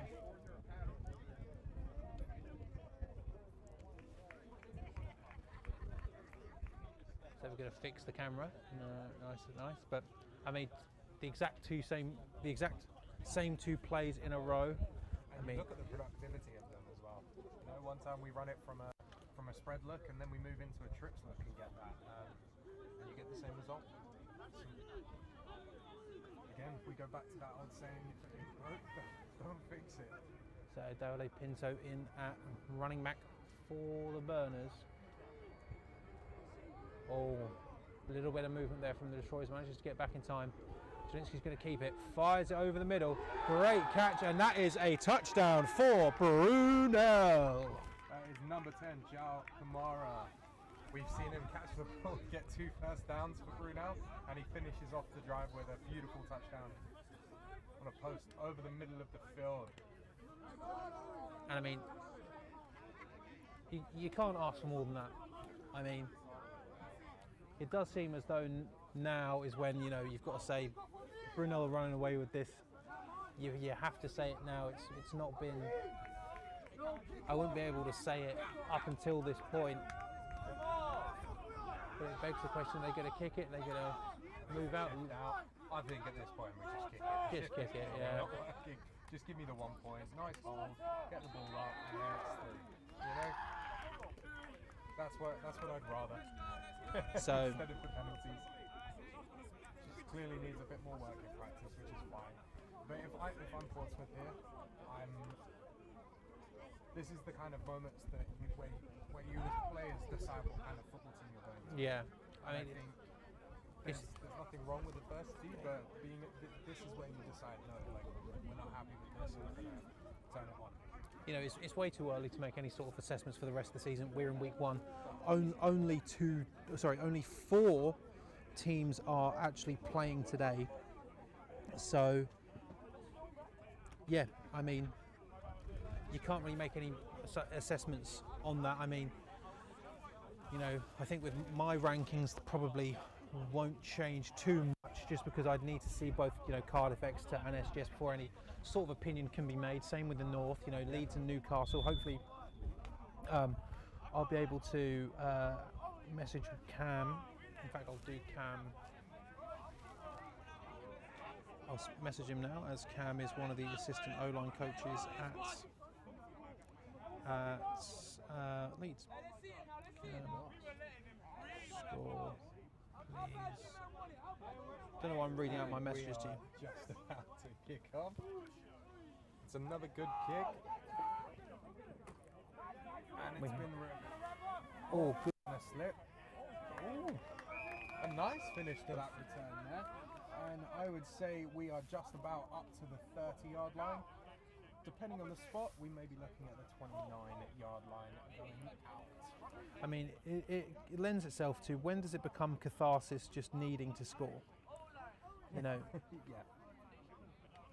Just to do what you can, just to get some points on the board. You'll settle in.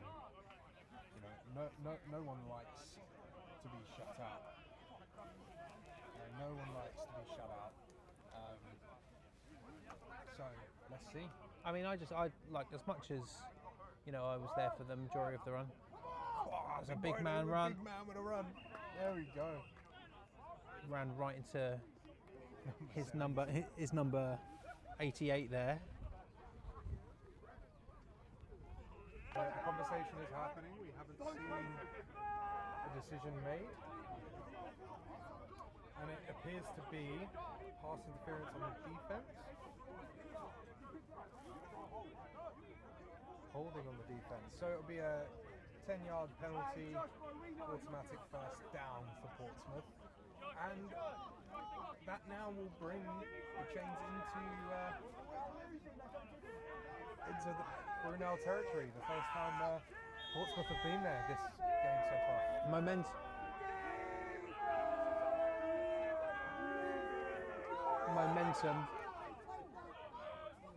Momentum surging here for the Stories, I suppose. I mean, it doesn't look like there's going to be any yards gained. No, I'm talking out of my backside. It's going to be a gain of 2 on the play for the Destroyers.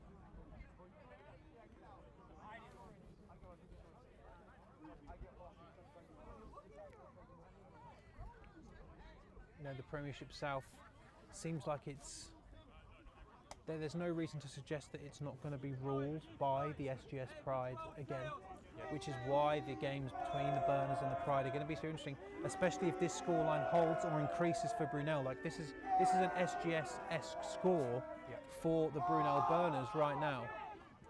The ball's out and oh my lord, what a great tackle that was. Read that like a book. Would you say that is a Hungry Caterpillar from Cleve Webb because it was an easy read? I think when you run a balanced defense like that, you don't have to bite on the original play, you know, and you trust your read on that side. I'm biting on that 9 times out of 10 because I've got help over the top. So if they do hit that low pass, I'm coming downhill and just like we saw the big hit there.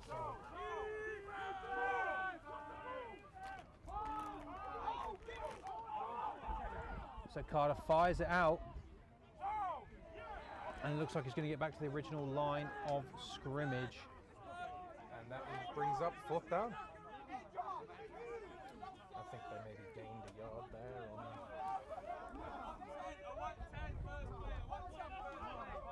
I bet you on the reception for Portsmouth.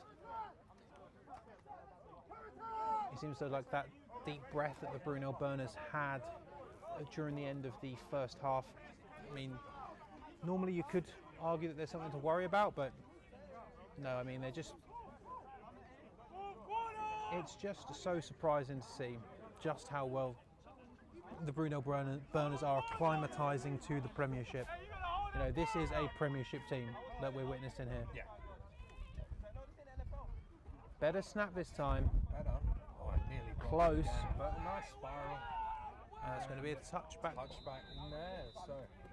But there was a much better phase there for Portsmouth. Snap was much more direct. We're able to get the punt off, and it goes back for a touchback.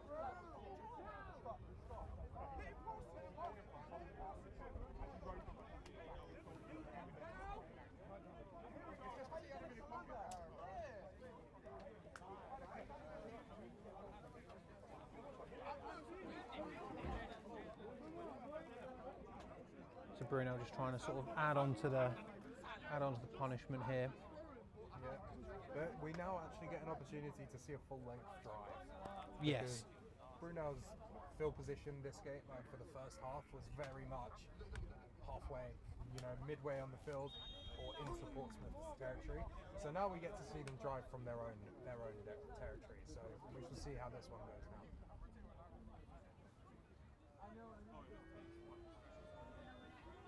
So 1st and 10 for Brunel.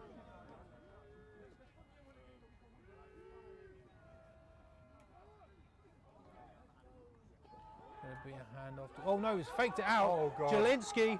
Oh my God. Oh. And Finn O'Shea tried, but that is going to be a touchdown and a spectacular one at that for Brunel. And I want to shout out Kieran Knight on the camera because he got every single second of that. Absolutely amazing. An 70-yard touchdown. It seems. I mean, you turning around and saying, "Hey, we get to see a full drive here from the Burners." You heard the Where? commentators first. There's no such thing here. don't even know what that was, you know.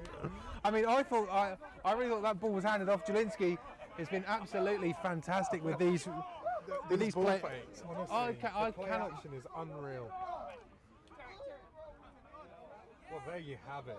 I mean, that's going to go. That's going in the highlight package, don't you think? Yeah, that's been clipped. That's a one.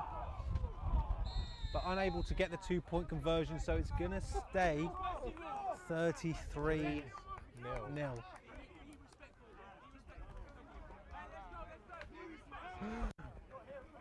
Again, it's strange when you're a commentator and you've got no words. I'm honestly just like that. I was expecting, you know, like a nice like 8-10 play drive, you know, but no, just one play to number 10, João Kamara, for his second touchdown of the day. Wow, it was right where that ball needed to be. I mean, what a Premiership coming out party here for the Burners. I really, really can't fathom. I didn't think it would go like this at all. No. You know, I really, really did not think. I thought this would be some hard-nosed football, is what I thought it was. And Yeah. don't get me wrong, the Portsmouth have had some, you know, good defensive stops. Obviously, you know, Finn O'Shea was just millimetres away there from. Again, you know. I really just want to see some fight in Portsmouth now. I was not expecting a play like that, so I still think, you know, it doesn't really change too much. What Portsmouth need is just that consistency. That ball sails over the head. That's another touchback. Again. We have a flag on the play. Hear the toot of the whistle. What's your favourite part about being a referee? I mean, my favourite part is just being in, like, my favourite position to be as an official is an umpire. Just being, like, my last few years of American football, I was a middle linebacker, so I'm right in the middle of it, but you get to experience all of the passion. You get to experience, like, the big plays, the small plays, but also I like just being able to continue to allow games to be played. You know, especially what you see in British University is certain games aren't officiated or have to be officiated by coaches, and I think that's one of the things that I wanted to make sure that I'm improving from that side. Yeah. Is, you know, recruiting officials that are no longer playing but don't want to coach or want something to be involved in back in the sport, and for me that's what officiating is, but we can really make an impact on that. So that was my drive, and I love it, and that's coming from a player and a coach as well. Should have done it sooner. Yeah, what have you been doing for the last few years? So it's going to be holding, Travelling. you know, fair enough. Holding on the destroyers. That will take them back.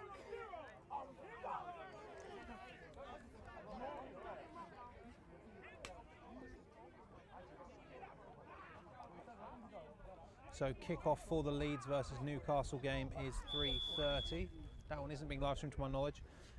Though I will say, you know, for anyone who hasn't been watching British University American football, British American football at all, you may be getting close to Cardiff throws a long one.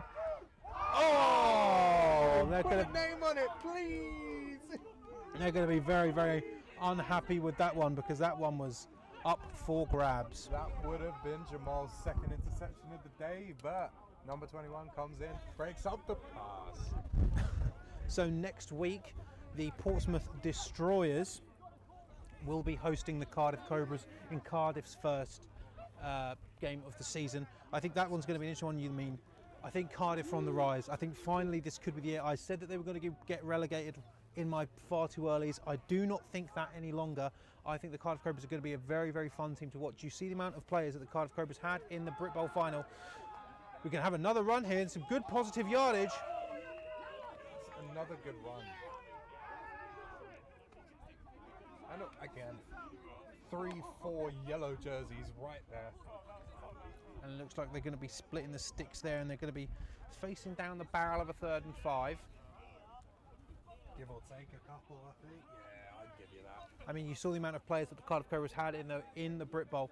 I think they could be a contender here. I can guarantee you that on this live stream right now, there's definitely going to be some Cobras watching. You know, so shout out Cardiff. There'll definitely be some Cobras watching this as they will be facing Portsmouth. But then the week after that, Cardiff are coming here to Site 5 to face the Burners. As we have a decent run there. I believe that was Carder on a QB run. And it looks like we do, no, thought we had an injured player. And that is going to be the fourth quarter.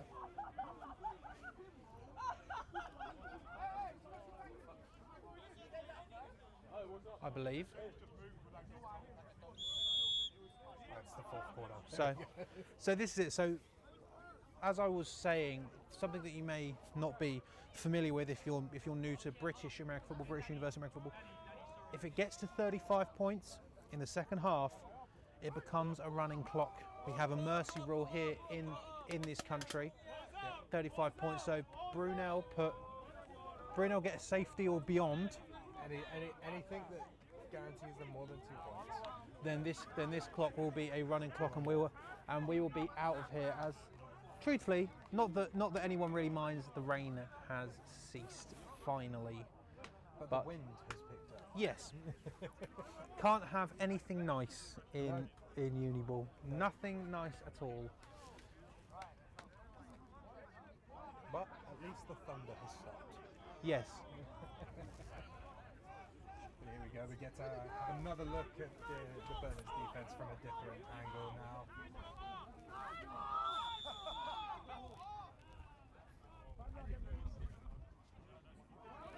So flag immediately comes in there. It's a little bit of afters going on. But not enough to draw a flag. We do have a flag on the field as well.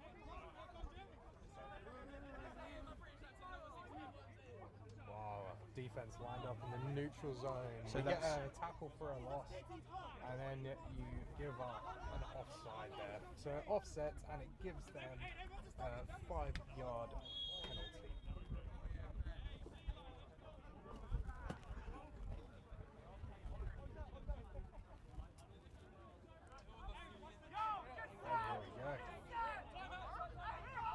So timeout called there by Brunel. It's their first of the second half. They have 2 remaining.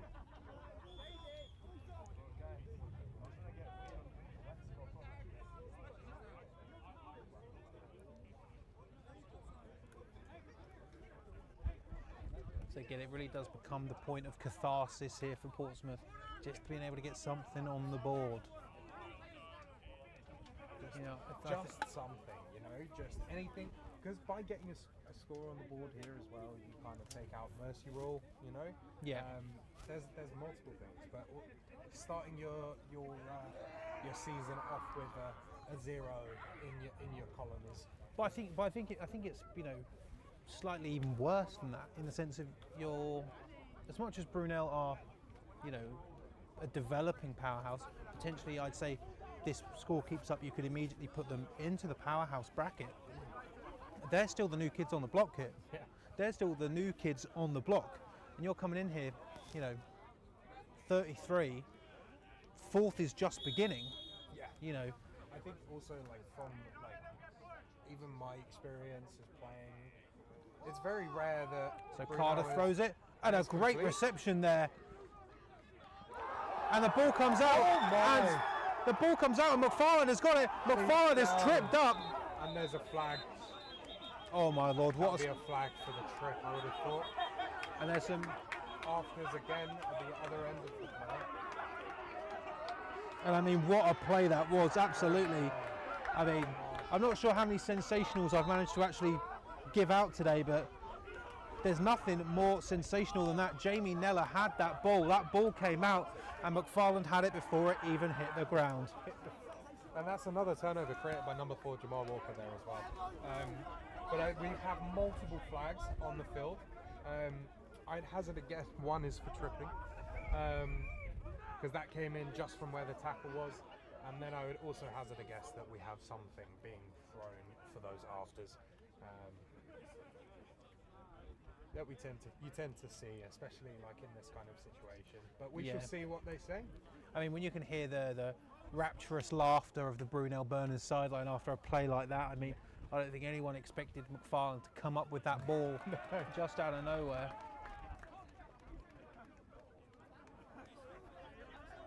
So we've got unsportsmanlikes because they've been penalties written down in the book.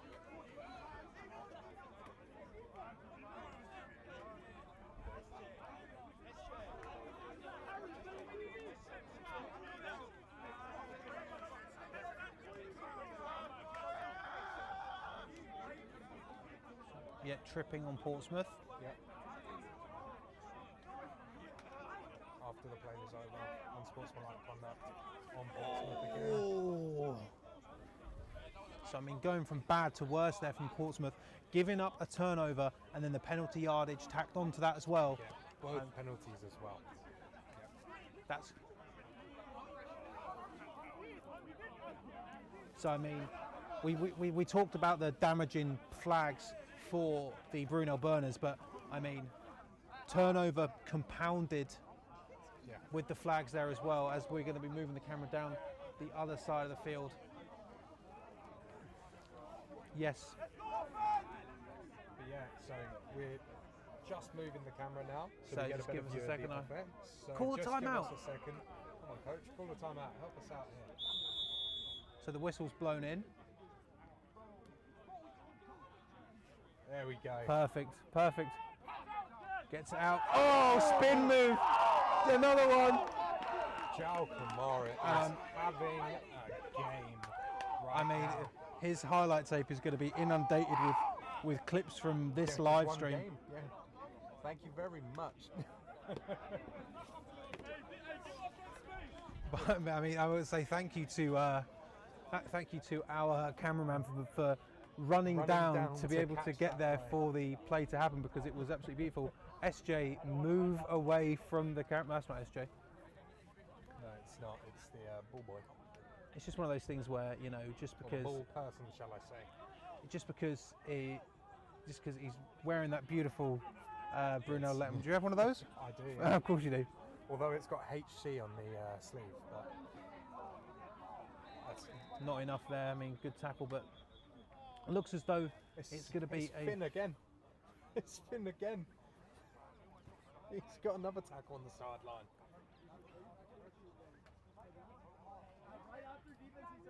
Oh, we have a flag. Holding on the offense.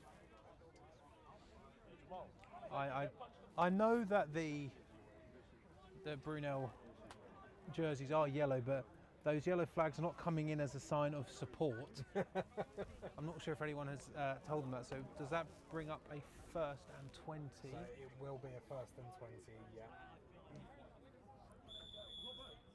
Also, have you seen that there's multiple players that have got mouth guards in the top of their helmets? Oh yeah, that's strange, isn't it? I've never seen that before. See, the official in me is, where's your mouth guard? Okay, so Brunel setting up 21 yards from the end zone. Daniel's in motion. There's Davide Pinto. Pinto. Oh my lord! I mean, 33 got a very impactful introduction to Davide Pinto there. It's good running there from Davide. I mean, that looks like it's going to be a. I think it's Oh, Christ! That's a great run from Davide Pinto. picks up 11 yards. Caught up on the sticks. So we're now 2nd and 9. Wiped off that holding penalty there and that one run there from Davide Pinto. I mean, the Burners can still get a first down without scoring a touchdown, but they'd be down at the 1 if they did. It's always the fun part of officiating, is that situation. Always knowing where you're supposed to be. So it's going to be another run play. That's a great Foul run. super. Oh, wow! He may It actually have. depends on the spot. Was the knee down first? I think he's given him just a bit short of the first down here. So we should be at 3rd and 1. big personnel. Yeah, can't really say you're surprised to bring it out to bring out the big man package from the 2-yard line. Obviously, they can still get a first down here, which is even better. But they've got 2 opportunities to get a first down with a yard to go. Are we going to see something akin to the Philadelphia Eagles, do you think? Is Jelinski going to be rammed into the end zone? I would not be opposed to the quarterback sneak here.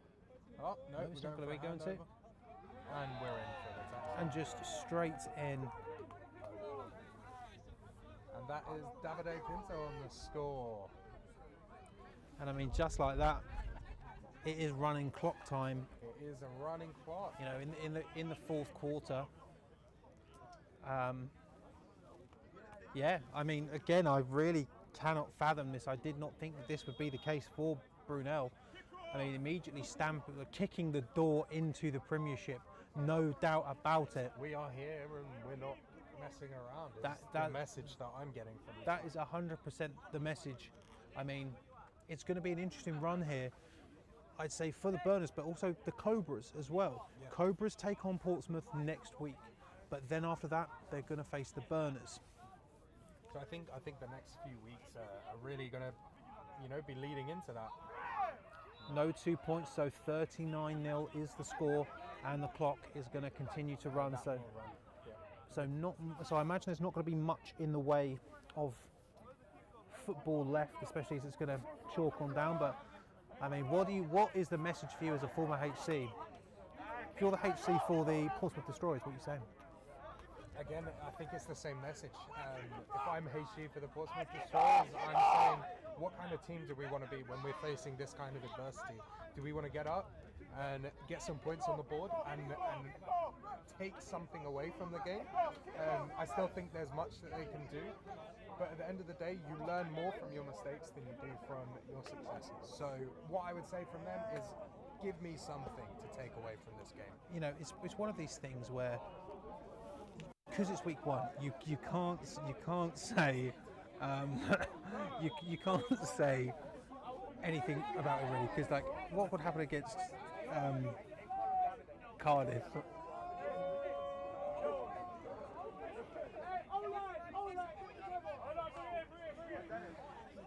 But 39-0 is the score. Running clock is abound. So for those who don't know, the running clock rules have changed. So it is now, if running clock is in effect, that's 2 scores now to get back under running Is it? clock. Yeah. And the only thing that can stop the clock, is on a good run there, but brought down. The only thing that can stop the running clock is a timeout.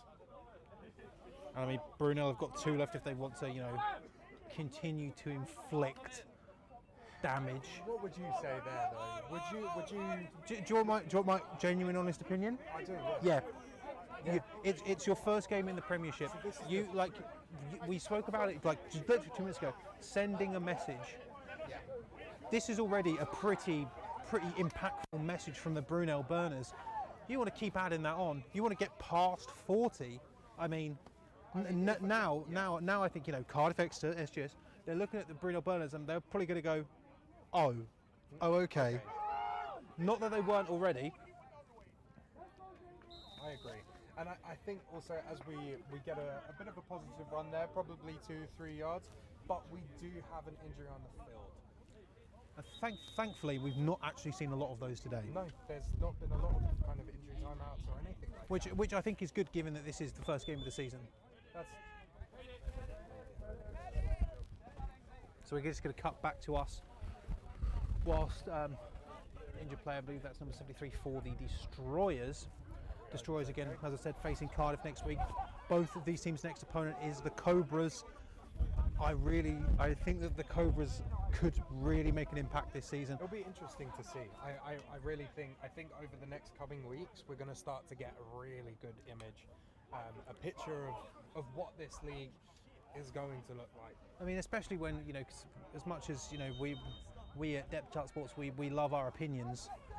Realistically, when it comes to these pre-season ones, it's just educated guesses that we're making. Yeah. But now the pictures start to become clearer, and I mean, this is one that I did not see. Ball goes out. Breaking through one tackle, but McFarland, he's not going to let that slide. And you can see there, even though McFarland actually did manage to make the tackle and stop the player from gaining any more yards, Going after the football. still, and also seemed quite annoyed at himself that, you know, Didn't make the first one. he didn't make the first one. No, it definitely does. There's nothing worse than like being in great position to make a play, but you know, just thinking it's wrapped up a bit too soon, and you end up losing the tackle. But again, he was fortunate enough that by the receiver dodging the second tackle, he ends up with it in the end anyway. But So I can't actually see what the down and distance is. we are 3rd and 6. Give or take. So Carter throws it to the outside again. I mean, some good yards there. Could we see something here from the Destroyers? Yeah. And there's some breaking, and this could be a touchdown. And that was close, not going to be a touchdown, but definitely the best play of the day so far for the Portsmouth Destroyers. And Okay. like that's exactly what I was talking about. That is Yes. exactly what I am we married. wanted to see from Portsmouth. We're not out, you know, yes, the score is 39-0, but we can still make plays on this field. And if I'm Portsmouth, I'm happy with that. And I think right now, let's get some points on the board, and let's see what we can capture from this game now. And also, it's a message to Brunel that you can't fall asleep. Can't be You getting have to make complacent. tackles. You have to play the game. Tell me when, Maris? So, I mean, looking there from the 9-yard line, it's looking like, would you say? Yeah, 9-yard line. So, Mbeche's got it. Going up the middle. Not going to be a whole lot on that. Oh, some of the times, but the ref brain in me is just like, you know, sometimes the occasional taunts that I'm seeing, I'm like, whoa, you know. But again, it's just the passion of football, and I think sometimes it's just a little bit unnecessary when, you know, we're 39-0 up. Do we need to be? Yeah, you don't taunting and, need to. I mean, like, you know, that's always been my kind of thing. But so 2-minute warning was just called, I believe. that would be 2-minute warning, and we are, I would say, on the 8-yard line now. I think they just about got a yard on that last attempt. So wind is here. I mean, last chance saloon here for Portsmouth to put some points on the board of this drive. Ball comes out and dropped. Incomplete. It's broken up by number 12, Cole McFarlane. Again, we've called his name a lot today. I mean, touchdown scorer. Touchdown scorer, fumble interceptor. So it's third down. I mean,